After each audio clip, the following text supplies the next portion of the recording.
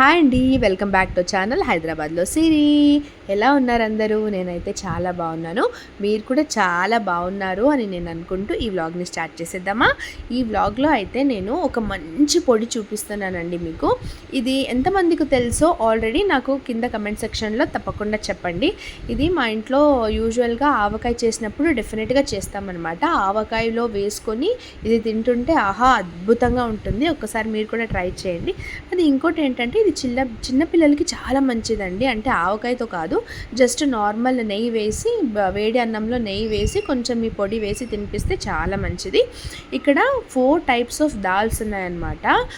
కందిపప్పు, పెసరపప్పు, శనగపప్పు అండ్ మినప్పప్పు, అన్ని 4 టైప్స్ ఆఫ్ దాల్స్ ఈక్వల్ క్వాంటిటీలో మీరు ఏ కప్ అయితే మెజర్మెంట్ తీసుకొని ఉంటారో ఈక్వల్ క్వాంటిటీతో మీరు రోస్ట్ చేసుకోండి. అండ్ దాని తర్వాత అది మంచి అరోమా వచ్చేంత వరకు రోస్ట్ చేసిన తర్వాత పక్కన పెట్టుకోండి.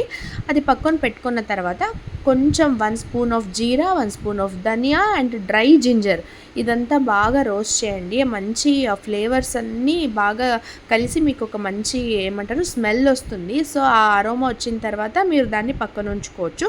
దాని తర్వాత కొంచెం టర్మరిక్ పసుపు వేసేసుకొని బాగా రోస్ట్ చేయాలి. ఇవన్నీ మీరు రోస్ట్ చేసుకున్న తర్వాత ఒక ప్లేట్లోకి ట్రాన్స్ఫర్ చేసేసేయండి.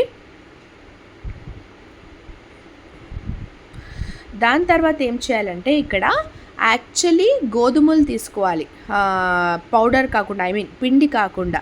సో ఇక్కడ మా ఇంట్లో అప్పుడు గోధుమలు ప్రెజెంట్ ఉండలేదు కాబట్టి మేమేం చేసామంటే కొంచెం గోధుమ పిండిని ఇట్లా రోస్ట్ చేసి వేస్తున్నాము.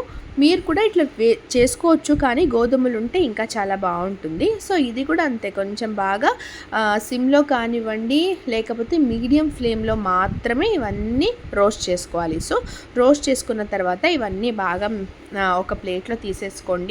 కొంచెం సాల్ట్ వేసేసుకొని దీన్ని పౌడర్ చేసుకొని ఒక బాక్స్లో మీరు స్టోర్ చేసుకోవచ్చు. 1 మంత్ దాకా వస్తుంది అండ్ చాలా బాగుంటుందండి. ఒక్కసారి ట్రై చేసి నాకు చెప్పండి ఎలా ఉందనేది.